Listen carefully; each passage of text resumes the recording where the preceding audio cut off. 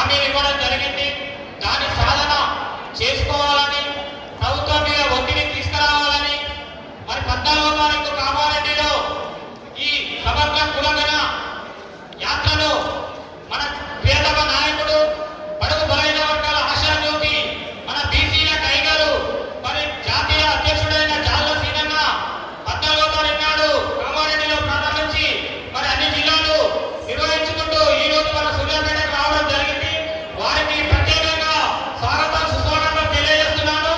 అదేవిధంగా రాష్ట్ర నాయకులు 75 సంవత్సరాల స్వాతంత్ర పాలనలో కేంద్ర రాష్ట్ర ప్రభుత్వాలు పరిపాలనలో మన బీసీలను ఓట్లేసే యంత్రాలుగానే పరిగణించి మనని వాడుకొని ఓట్లేపించుకొని అధికారంలో వచ్చిన తర్వాత మనని ఉక్కుపాదంతో అణచివేయడం జరుగుతుంది.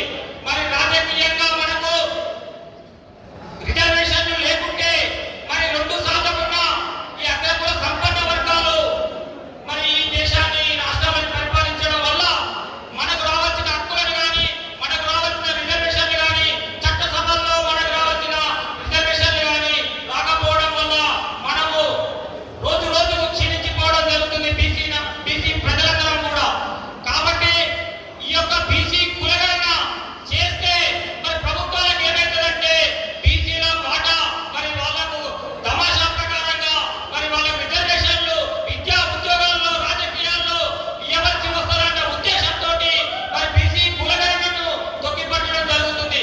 కాబట్టి ఆ బీసీ కులగణన చేస్తే ఏ కులము మరి ఎంత ఉంటుంది, వాళ్ళకి ఎంత రావాలని మరి మనం కొట్లాడడానికి అవకాశం ఉంటుంది. కాబట్టి అదేవిధంగా మనము ఐక్యతగా ఉండి ఐక్యతను చాటి మరి ఈ యొక్క కులగణన సాధించే వరకు కూడా మనందరం నిరంతరం పోరాటం చేసి అన్ని కుల సంఘాలు కూడా మరి మద్దతు తెలిపి ఏకతాటిపై వచ్చి ఐక్యతగా చాటి ఈ ప్రభుత్వంపై ఒత్తిడి, కేంద్ర రాష్ట్ర ప్రభుత్వాలపై ఒత్తిడి తెచ్చి మనం సాధించుకున్నప్పుడే మనం పరిపాలన మరి రాజకీయ రిజర్వేషన్ల వల్ల మనం చేతిలో అధికారం రావడం వల్ల మనము మన హక్కులని మన యొక్క సంక్షేమాన్ని మనం చేసుకోవడం జరుగుతుంది. కాబట్టి అందుకే మన అన్న సీనన్న నిరంతరము మరి రాష్ట్ర స్థాయిలో కాదు అనేక సార్లు కూడా మరి ధర్నాలు చేయడం జరిగింది. కేంద్ర ప్రభుత్వం దృష్టికి తీసుకుపోవడం జరిగింది.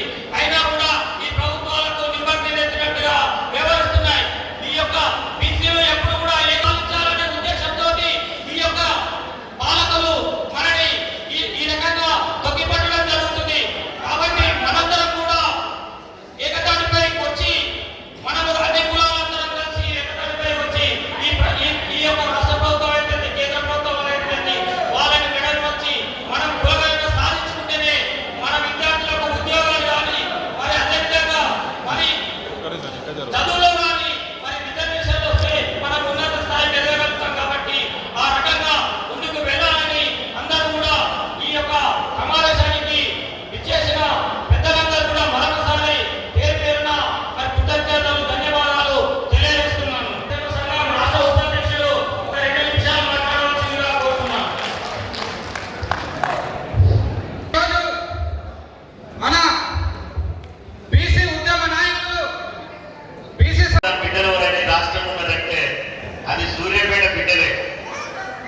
మీ సూర్యాపేటలో మీరు మాట్లాడాలంటే నేను రాష్ట్రం అంతా తిరిగిన, ఇప్పటికీ 15 జిల్లాలు తిరిగినాం. మీ ముందర మాట్లాడాలంటే మాకు భయం అవుతుంది.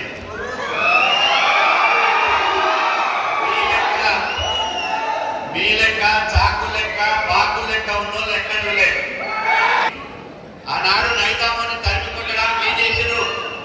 చుట్టుముట్టు సూర్యాపేట నడుమనల్లగొండ, నువ్వు వెళ్ళే హైదరాబాదు దాని పక్కనే గోల్కొండ కోట కింద నీ గోరిగంతం కొడుకున్న గడ్డ మన సూర్యాపేట గడ్డ. ఇంత తర్వాత నేను మాట్లాడతా. ఇవాళ తాడో పేడో ప్రభుత్వంతో ఈ అగ్రకుల పాలకులతో చేర్చుకున్నా. ఏడ మీటింగ్ పెట్టారు, ఒకటి భయపడతలేడు. అక్కడ మోడీ కానీ సూర్యాపేటలో మీటింగ్ పెట్టినంటే ఇప్పటికీ ఇంటెలిజెన్స్ 10 మంది నాకు ఫోన్ చేశారు. అరే సూర్యాపేట కాడ పెట్టామన్న మీటింగ్ అని. ఎందుకంటే అది సూర్యాపేట కాడ పెట్టకన్నా సూర్యాపేట చుట్టుముట్టితే ప్రభుత్వాలు కూలిపోతాయని చెప్పి భయపడుతున్నారు.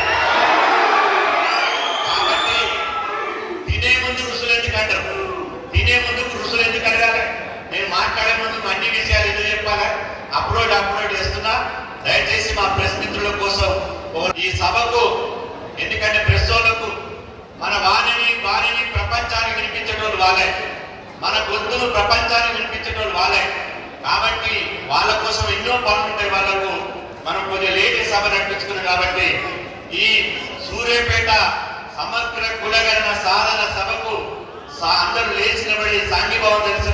మీరు కూర్చోండి.